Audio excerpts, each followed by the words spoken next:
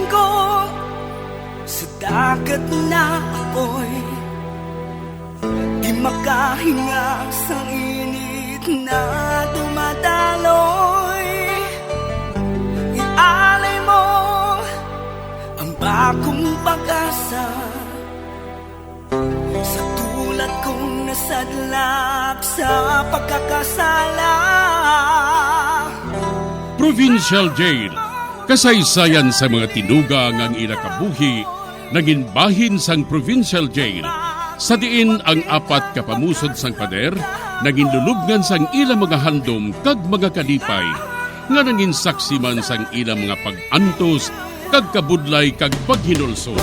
Litong-lito sa nakakabingin ingay, di makatawid sa malawak na lakusan.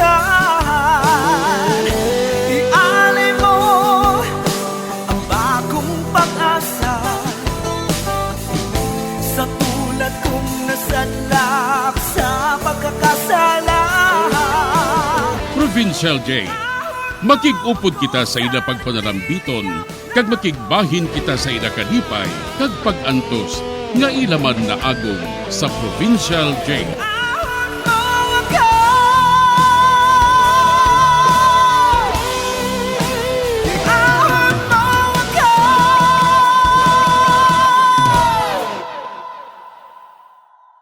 Bilang ko sa dagat na apoy, di makahinga sa init na dumadaloy.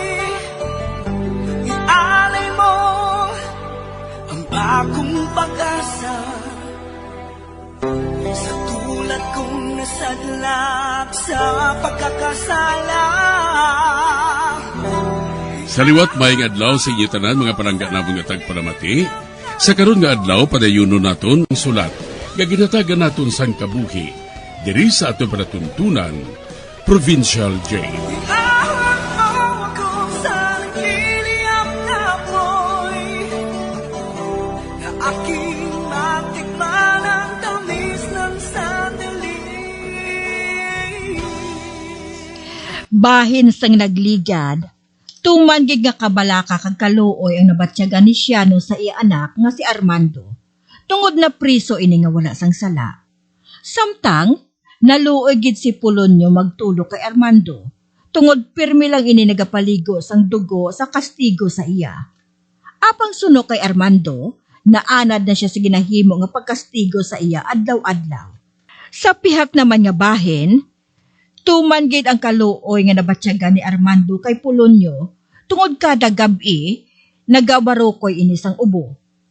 Kag daw naggalala na gid ang iya sini nga balatian. Diri sini nga bahin padayonon kong akong pagsaysay diri sa Provincial Jail. Kamusta ang pamatyag mo nung pulyon?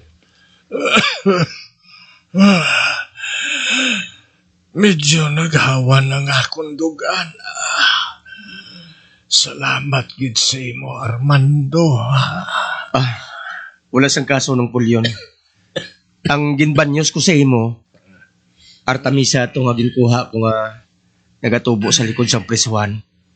Karon sa hapon, panguha naman ako. Pugaon ko ina kag ipainom sa imo. Sa sina, maghahawan gid ang imo dughan, kag hindi ka na mag-ubo. Salamat sa imo, Armando. Gusto ko gitani nga mag-ayon. Ako loyag ko pang makagawa nila sa prisuhan. No, sobra na 80 ang edad mo. Nga hindi ka nila paghilwayon diri. May rason kun nga, Armando. May rason? Ano nga rason, no? Ano gid ba lang sila nga nahimo mo? Sugiran ko ikaw sa mato. Wala ako sang sala nga nahimo.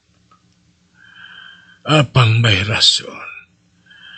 nga hindi nila ako magpagwaon dire. Sugiri ako, no? Basi kung may mabulig ako sa imo.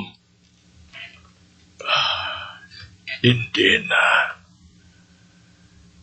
Hindi na pag himulating ang mahibalan.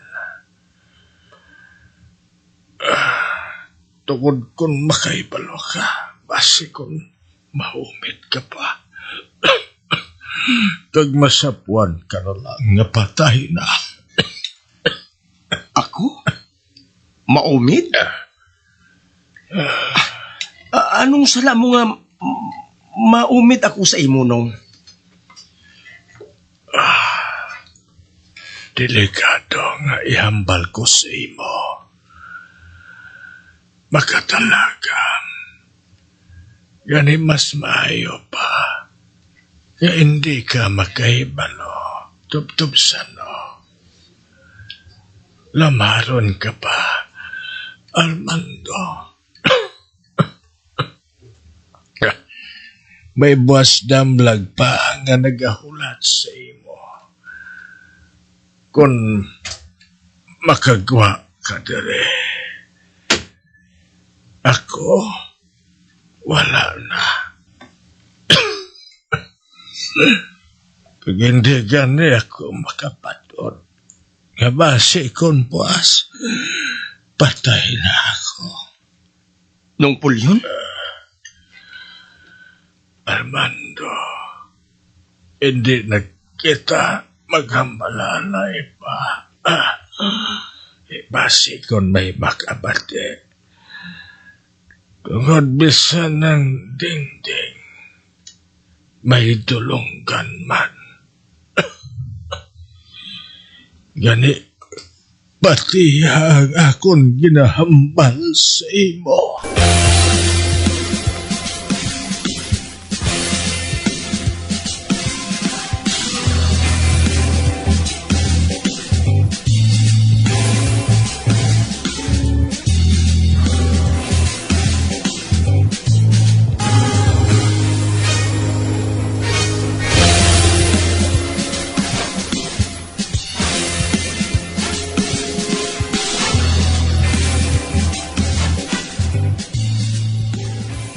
Gusto sinong pulyon. May mga buwas. Hindi na siya mabuhi pa. Mapatay na siya. Kung abuton siya sang iya ubo. Kag kung abuton siya, hindi siya makaginawa. Apang ang ginalibog sang ulo ko. Nga hindi pa siya pagtugtan nga makagwa diri sa may presuhan. Nga, ano ang iyalikom?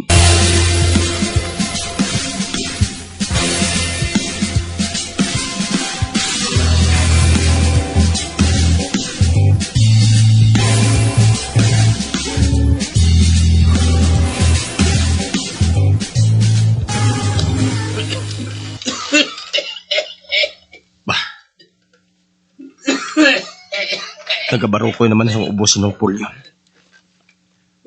Hindi siya makauntat sa pag-ubos sa sulod sa pila ka minutos.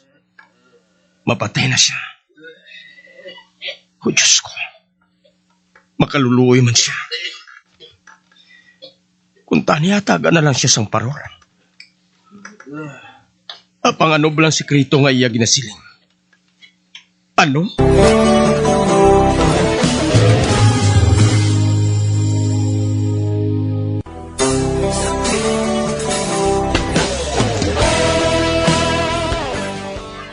May natago nga likom si Apolonio, kag amo inang rason nga wala siya kagwa sa presuhan.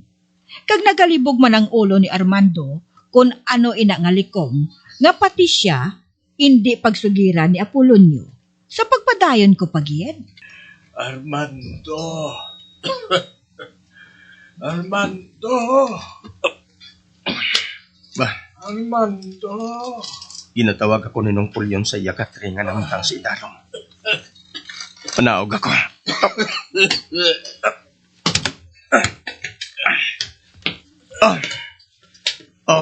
Nga ano? Nagasakit ba lang dughan mo? Oo, Armando. Kaglahadlok ako. Base. Hindi na ako makalambot sa aga. Hindi nung. Mabuhi ka pa sa malawig. Iluton kong imo mga butkon, ha? Kag-amo man ang imo likod. Sandig lang sa ako nung. Kaya hindi ko ikaw pagpabayaan.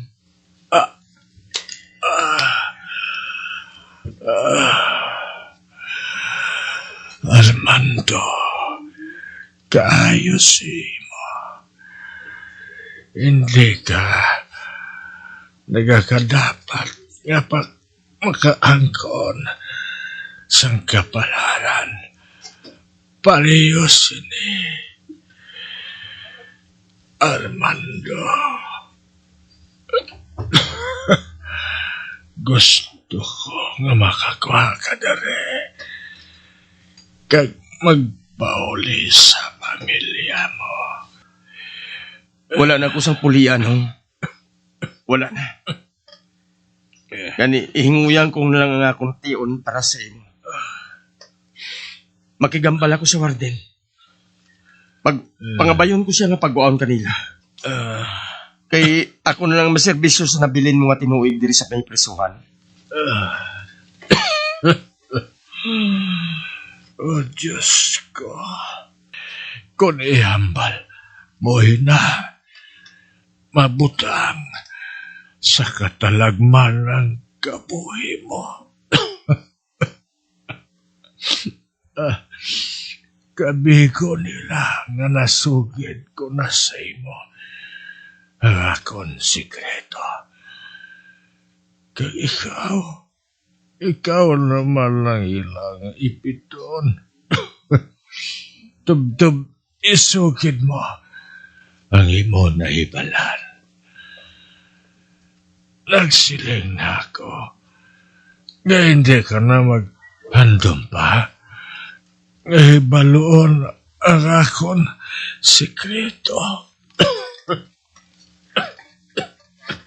Isugid sa ako ng sikreto nga inanong. Kung matuod ang ginahambal mo nga inasakon, kinanglan nga makahandaman ako sa pagpangapin sa akong kaugalingon. Armando, napinsaran ko. Akong mapatay ako, hindi ko mabalusan ang imo kayo sa akon. Ganis sa imo ko, ipilin ang sikreto nga ini. Apang malawi gini nga istorya. Kag basi kung maagahan kita, hindi ko pa ini matapos. Isugid sa ako ng pulyon. Kag makasiguro ka, nga ako lang ang makahibalo sini. Wala na sang iban. Nakabati ka na bala sang kinasiling nila nga manggad ni Yamashita. Manggad ni Yamashita? Hindi pala nga amoy na siyang general sang hapon sang nagligad nga inaway kalibutanon? Mapintas siya. Nagmaalam nga hapon.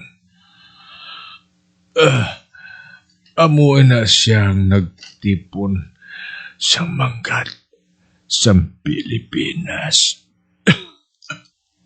Madamo ako sa nabatian nga sugid-sugid parte sa iya ng pulyon.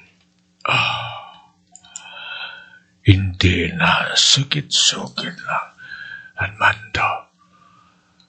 Matuod din na. Kagasta subong. Ginapangita bang manggad ngayon na. Ang matuod nung. Hasta alam din ang istorya nga ako nabatian. Amo matuod. Apang nakaibalo ako. kung sa diin nalubong ang amo nga manggad. Um, nung pulyon? Nakahibalo ka kung diin nalubong ang manggad ni Yamashita? Oo, Armando. Nakaibalo ako. Hindi pa ako malipat.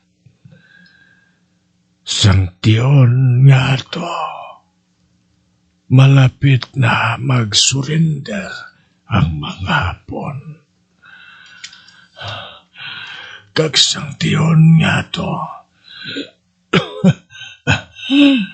Isa ako ka, Yosafe, nga prisos ang mga Hapon sa Intramuros.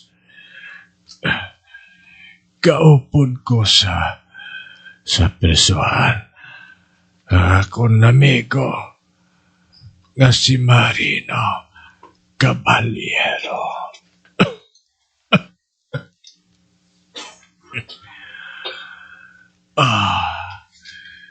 Isa sina kadlaw.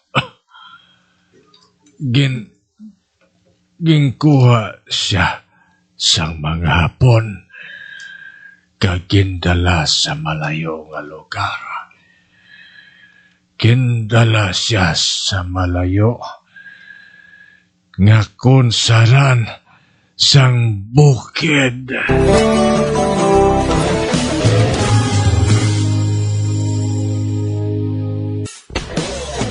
Bilang ko sa dagat na apoy, di makahinga sa init na dumadaloy. Ialay mo ang bagong pag-asa sa tulad kong nasadlak sa pagkakasala.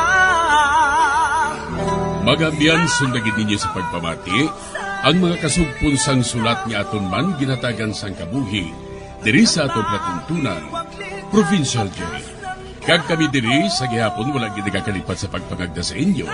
Gakun kabuman may kasaysayan, ipadala lang diri sa atong platuntunan, Provincial Jail, DYWB, Bombo Radio, Bandalagan, Siyudad Sang Bacolod. Sa direksyon ni Melvin Gatuslao.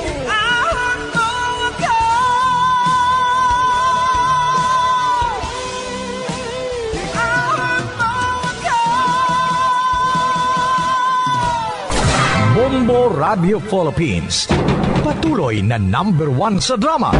Basta Radio Bombo!